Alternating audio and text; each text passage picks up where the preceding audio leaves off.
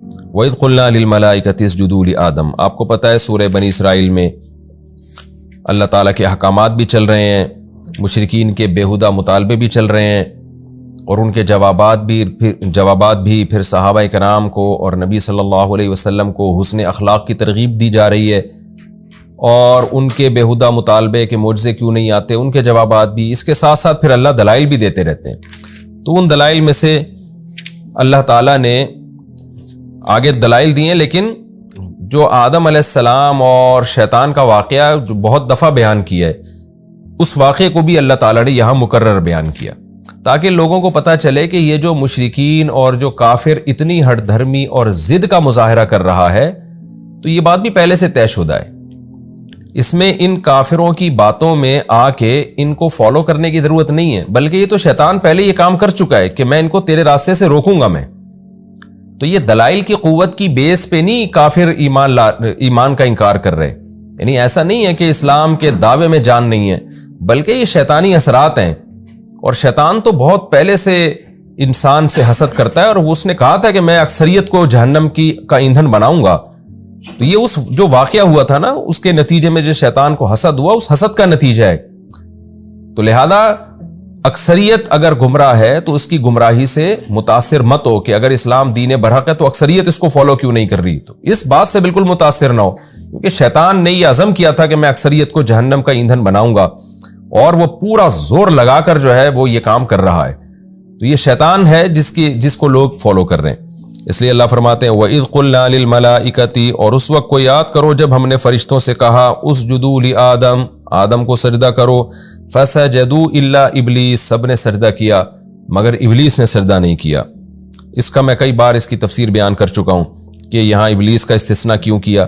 قال، ابلیس کہنے لگا اسجد، کیا میں سجدہ کروں لمن خلقت طینا، اس شخص کو، اس ذات کو جس کو تو نے مٹی سے پیدا کیا۔ یعنی اللہ پہ الٹا اعتراض کر رہا ہے کہ یہ کیسے میں یہ نہیں کر سکتا ہوں۔ قال ارأیت، پھر شیطان کہنے لگا اے اللہ تو بتا، ھذا الذی کرمت علی، یہ وہ ذات ہے جس کو تو نے مجھ پر فضیلت دی ہے، جس کو تو نے مجھ پر عزت دی ہے۔ یعنی توہین کر رہا ہے اللہ کے حکم کی کہ یہ اس میں کیا چیز ہے، سڑے ہوئے گارے سے تو نے اس کو پیدا کیا تو میں کیسے اس کو سجدہ کر سکتا ہوں۔ اور پھر حسد کی آگ میں جل کے کہنے لگا لئن اخرتنی الی یوم القیامہ، اگر تو نے قیامت تک کے لیے مجھے مہلت دے دی، حیات اور زندگی دے دی، لأحتنکن ذریتہ الا قلیلا، چند لوگوں کے سوا میں پوری کی پوری اس کی ذریت کو اپنے کنٹرول میں لے لوں گا۔ یعنی کنٹرول میں لے کے کیا کروں گا، پھر اپنی مرضی سے میں ان کو گمراہی کے راستے میں ڈالوں گا، ایسا کنٹرول میرا ان کے اوپر ہو جائے گا۔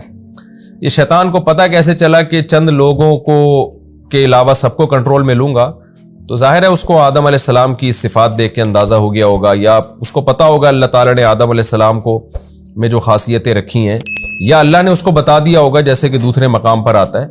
تو قرآن ظاہر ہے ہر جگہ ہر چیز کی ڈیٹیل بیان نہیں کرتا، لیکن بہرحال شیطان کو یہ بات معلوم تھی کہ سب کو میں گمراہ نہیں کر سکوں گا۔ قال اذهب، اللہ نے فرمایا جا، یہاں جا کا مطلب کیا ہے کہ میں تجھے اور آدم کی اولاد کو چھوڑ رہا ہوں اپنے حال پہ۔ یہاں جانے کا مطلب یہ نہیں ہے کہ تو کہیں سے آیا ہے تو اب وہیں جا، یہ عام محاوروں میں بھی یہ جملہ استعمال ہوتا ہے کہ جاؤ بھائی جو کرنا ہے کرو تم۔ فمن تبعک منہم، لیکن میں بھی تجھے بتا دوں، اللہ نے کہا جو بھی تیری اتباع کریں گے، فإن جہنم جزاؤکم جزاء موفورا، تو بے شک تم سب کا بدلہ جہنم ہے اور پورا بدلہ ہے وہ۔ کیا مطلب، تیرا بھی پھر بدلہ جہنم کی آگ ہی ہے، تجھے بھی نہیں چھوڑوں گا میں، اور جو تیری باتوں میں آئیں گے ان کو بھی نہیں چھوڑوں گا میں، تو تم سب کے لیے ایک جیسی وعید ہے۔ وَاسْتَفْزِزْ مَنِ اسْتَطَعْتَ مِنْهُمْ بِصَوْتِكَ، اور تو اب کیا کر، پورا زور لگا دے آدم کی اولاد کو گمراہ کرنے کا۔ اب یہ مقابلہ ہے تیرے اور آدم کی اولاد کے درمیان، کہ جو میری مان کے چلیں گے، یعنی میرا اور گویا تیرا مقابلہ ہے، جو مجھ پہ توکل کریں گے ان کی میں مدد کروں گا، اور جو تیری مان کے چلیں گے وہ جہنم میں جائیں گے۔ لہذا اب یہ کھلا مقابلہ ہے، میں بھی پیغمبروں کو بھیجوں گا، میں بھی پیغمبروں کے وارثوں کے ذریعے ہدایت کو دنیا میں پھیلاؤں گا، اور لوگ میری احکامات پہ قربانیاں دیں گے، لڑیں گے، خون بہائیں گے، اپنا اللہ کی راہ میں یعنی قربانیاں دیں گے، خون بہے گا ان کا، اور جیسے کہ جہاد میں ہوتا رہا ہے، قتل بھی کرتے ہیں اور قتل ہوتے بھی ہیں، تو خون بہائیں گے بھی اور اپنا بھی خون بہائیں گے۔ تو دونوں طرف جیسے جہاد میں ہمیشہ سے ہوتا رہا ہے اللہ کے لیے لڑنے والوں کا جو طریقہ رہا ہے، صحابہ کرام نے جیسے بڑی بڑی قربانیاں دی، تو اور تیرے فالوورز بھی تیری باتوں میں آئیں گے، وہ دلائل کی دنیا کو ایک طرف رکھیں گے، خواہشات کی اتباع کریں گے.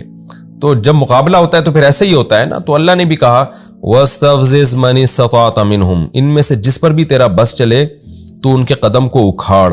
اور اللہ نے کہا کیسے اکھاڑے؟ بِصَوْتِكَ، اپنی آواز کے ذریعے. آواز کا مطلب کیا ہے؟ دعوت.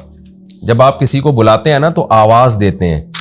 تو عام طور پہ جب بھی کسی کو بلایا جاتا ہے اپنی طرف تو آواز دے کے بلایا جاتا ہے. تو مراد آواز نہیں ہے کیونکہ شیطان آوازیں نکالتا ہو، مراد دعوت ہے.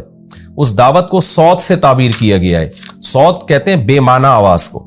اس کی انگلش میں مثال ملتی ہے نا، ایک ہے وائس اور ایک ہے ساؤنڈ. ساؤنڈ کسے کہتے ہیں؟ جس کا کوئی مطلب ہی نہ ہو، اور انسانوں کی جو بات ہوتی ہے اس کو وائس کہا جاتا ہے. تو اللہ میاں نے اس کی آواز کو ساؤنڈ سے تعبیر کیا ہے، یعنی اس کی توہین کے لیے کہ تیری دعوت جو ہے نا وہ کوئی مزیدار نہیں ہوگی، اس کا کوئی مطلب نہیں ہوگا. لیکن بے وقوف اور احمق لوگ اس بے مطلب آواز پر لبیک کہیں گے کیونکہ اس میں ان کو خواہشات پوری ہوتی نظر آئیں گی. اور قرآن کی جو آواز ہوگی وہ باقاعدہ آواز ہوگی، بامعنی، اس کا مفہوم واضح ہوگا، دو دو چار کی طرح. لیکن اس دعوت پہ لوگ لبیک نہیں کر رہے ہوں گے. تو اس لیے اللہ نے کہا تیری جو بے معنی آوازیں ہیں نا تو نکال کے لوگوں کو اس کی طرف بلا.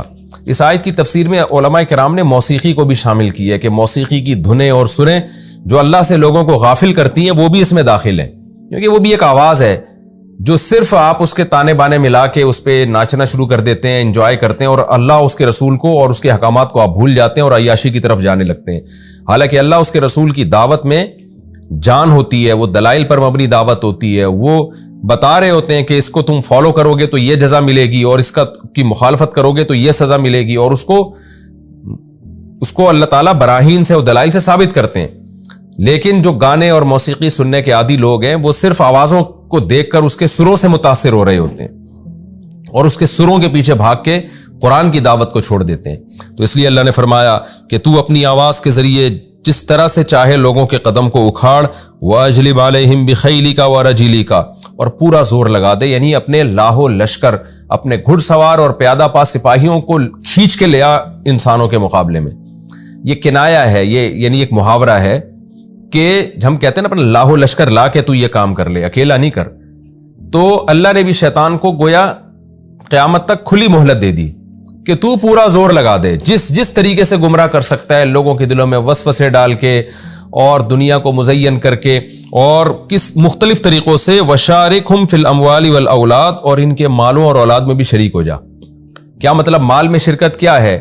کہ مال جو اللہ کے قرب کا ذریعہ تھا، جس کو جتنی زیادہ نعمتیں ملیں اس کو تو چاہیے نا کہ اللہ کا اتنا شکر ادا کرے، بھائی اللہ نے مجھے مال دیا تو مال میں بھی شرکت کر لے. کیا مطلب؟ ان کا مال ان کو گمراہ کرنے کا ذریعہ بنا دے. اور اولاد میں بھی شرکت کر. اولاد ملنے سے ہونا تو یہ چاہیے تھا کہ اللہ کی نعمت ہے تو ہم اور اللہ کا شکر ادا کریں، لیکن اولاد میں بھی تو اپنا حصہ ڈال دے. کیا مطلب؟ یہ اولاد بھی گمراہ کرنے کا ذریعہ بن جائے. کتنے لوگ اپنی اولاد کی وجہ سے سیدھے راستے سے ہٹ جاتے ہیں. وَعِدْهُمْ، اور ان سے وعدے بھی کر. کیا مطلب؟ برائی کے راستے پہ ڈال کے نا لمبی لمبی امیدیں دلا، ان کو وعدے کر کہ تم یہ گناہ کرو گے تو یہ فائدہ ہوگا، اس سے ڈپریشن ختم ہوگی. آپ دیکھ لیں ہر گناہ کے پیچھے یہی ہوتا ہے کہ انسان اس کو غلط قسم کے تانے بانے ملا کے نا اس گناہ میں پڑ رہا ہوتا ہے. اور نشہ کرنے والے وہ سمجھتے ہیں اس سے ہماری اسٹریس ختم ہو جائے گی، زنا کرنے والے سمجھتے ہیں کہ ہم ایک ڈپریشن ختم ہو جائے گی، اور عیاشی ہم کریں گے تو پھر یہ ہوگا وغیرہ وغیرہ. اب اس کی میں ڈیٹیل میں نہیں جاتا. تو اللہ نے فرمایا ان سے وعدے بھی کر تو، یعنی اللہ گویا اس کو یہ تحدید کہلاتا ہے یہ عمل. اس کا مطلب یہ نہیں کہ اللہ اس کو پرمیشن دے رہے ہیں، بلکہ اس کا مطلب یہ ہے کہ اللہ اس کو کہہ رہے ہیں کہ تو نے جو اجازت مانگی ہے نا کہ میں ان کو گمراہ کرتا ہوں تو ہر طریقہ استعمال کر لے. باقی اس پہ ایک شیطان کو سزا ملے گی کہ تو نے ان طریقوں کو استعمال کیوں کیا.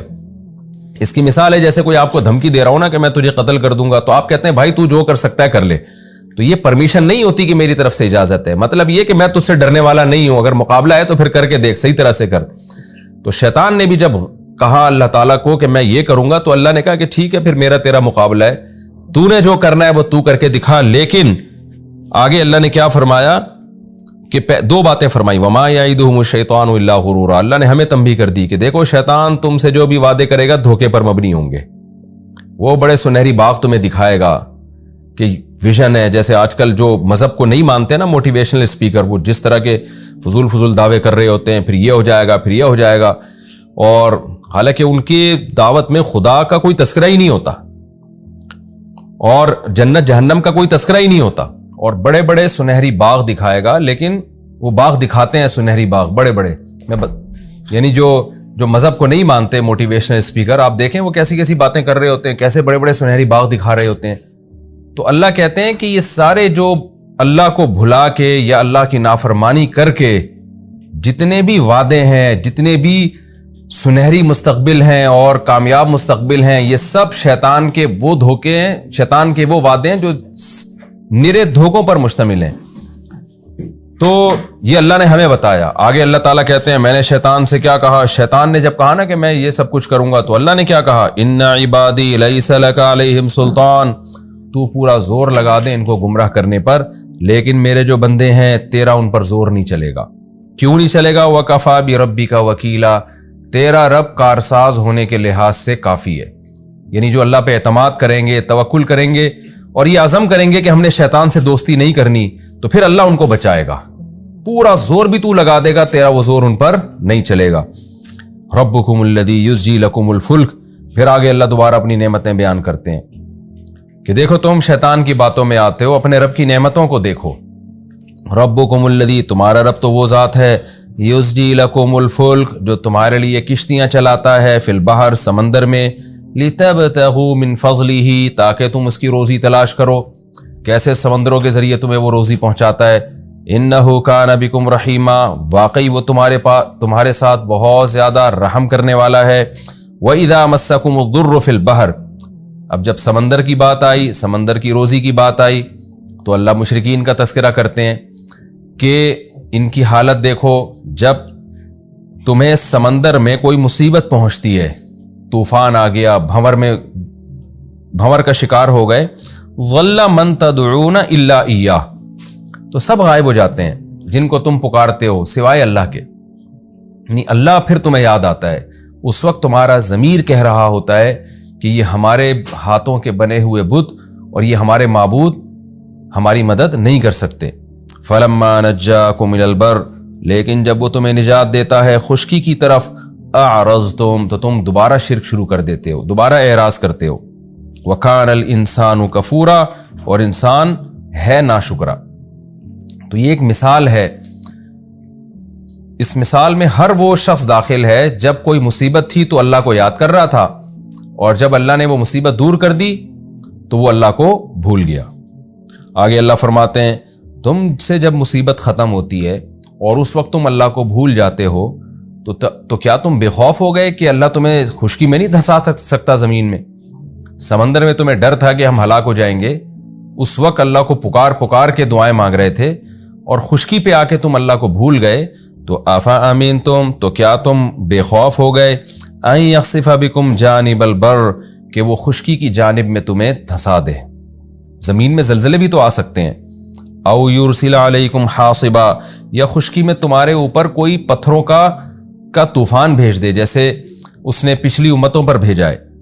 ثم لا تجدوا لکم وکیلا، پھر تم اپنے لیے کوئی مددگار اور دوست نہیں پاؤ گے.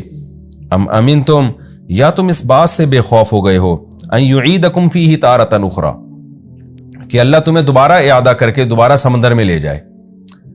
جیسے ہوتا ہے نا کہ ایک آدمی بڑی شدید بیماری تھی، اللہ کو بہت یاد کیا، اللہ سے بڑے وعدے کر لیے اس نے کہ اب میں ایسا کروں گا، میں اچھا بنوں گا، اور جب اللہ نے ٹھیک کر دیا تو دوبارہ بدماشیوں پہ آ گیا. تو اللہ کہہ رہے ہیں کہ تمہیں یہ کیسے یقین ہو گیا کہ دوبارہ یہ بیماری نہیں آ سکتی، دوبارہ وہ مصیبت نہیں آ سکتی؟ تو جب تم سمندر میں تھے اور طوفان کے خوف سے تم اللہ کو پکار رہے تھے، اب جب خشکی میں آ گئے ہو تو کیا اس بات کا امکان ختم ہو گیا کہ دوبارہ سمندر کا کبھی سفر نہیں ہوگا؟ عین ممکن ہے اللہ تمہیں دوبارہ سمندر میں لے جائے، کسی بھی کوئی ضرورت ایسی پڑ جائے تمہیں سمندر میں جانا پڑے. فَيُرْسِلَ عَلَيْكُمْ قَاصِفًا مِّنَ الرِّيحِ، پھر وہ بھیج دے تم پر ہوا کا بہت بڑا طوفان.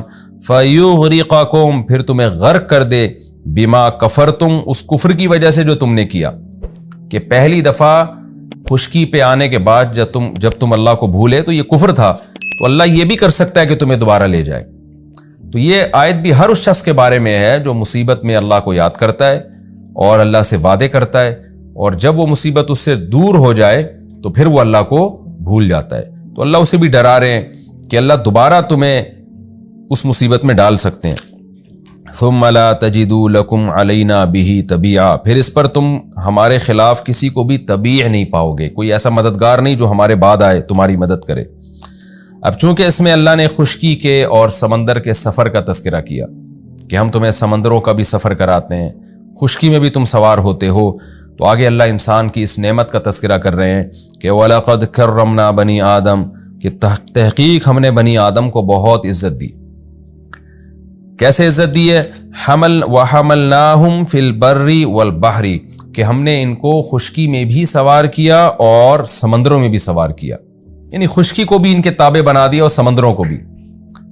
اب دیکھیں جو لوگ خدا کو نہیں مانتے نا، وہ بس ترقی کی رٹ لگاتے ہیں، یہ نہیں دیکھتے کہ جن وسائل کو استعمال کر کے ترقی کی جا رہی ہے، یہ سارے وسائل خدا نے انسانوں کے تابع کیے ہیں۔ آپ دنیا میں سفر کر رہے ہیں، آپ کہیں بھی سفر کر رہے ہیں، تو یہ تو انسان کو اللہ نے قابل بنایا ہے۔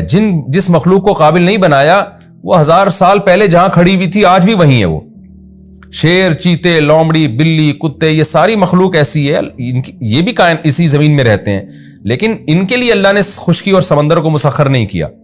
تو اللہ کہتے ہیں ہم نے انسان کو عزت دی ہے کہ خشکی کا سوار بھی بنایا اور سمندر کا سوار بھی بنایا، یعنی پوری دنیا کو اس کے لیے مسخر کیا ہے۔ وَرَزَقْنَاهُم مِّنَ الطَّيِّبَاتِ، اور رزق میں ہم نے ان کو پاکیزہ چیزیں عطا کی ہے۔ یہاں بھی رزق کا ترجمہ کھانا پینا نہیں ہے، بلکہ زندگی گزارنے کے تمام ضروری لوازمات۔ اس لیے مفسرین اس کا ترجمہ کرتے ہیں کہ انسان کی جو زندگی گزارنے کے لوازمات ہیں وہ بھی بڑے عالی شان ہیں، یعنی انسان کو جتنی نعمتیں دی ہیں تمام نعمتیں اس میں داخل ہیں۔ حسن و جمال بھی رزق کا حصہ ہے، رزق میں داخل ہے، لہذا حسن و جمال میں انسان کو سب سے اعلیٰ مقام دیا، اور اللہ نے آپ کو جو سوچنے سمجھنے کی صلاحیت دی یہ بھی اللہ کی طرف سے ایک رزق ہے۔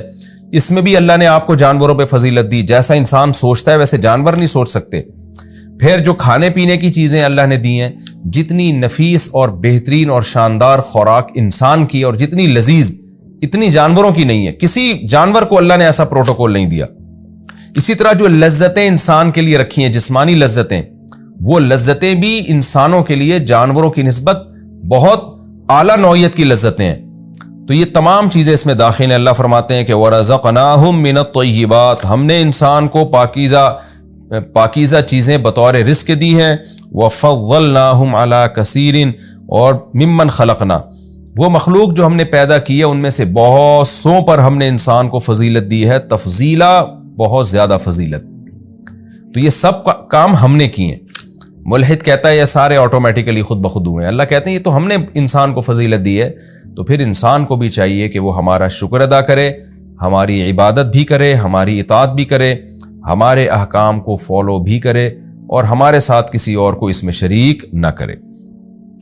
یہ ہمارا رکوع نمبر 7 اور 7 یہ الحمدللہ مکمل ہو گیا۔ اس رکوع میں بھی اللہ نے آدم علیہ السلام کا واقعہ بیان کیا اور بتایا کہ جو بدبخت لوگ ہیں شیطان ان پر مسلط ہے، غلط دلائل دیتا ہے ان کو، اور جھوٹے وعدے کر کے لمبی لمبی امیدیں دلاتا ہے، اس کے بعد شیطان کی باتوں میں آ کے وہ بھی جہنم کا ایندھن بنیں گے۔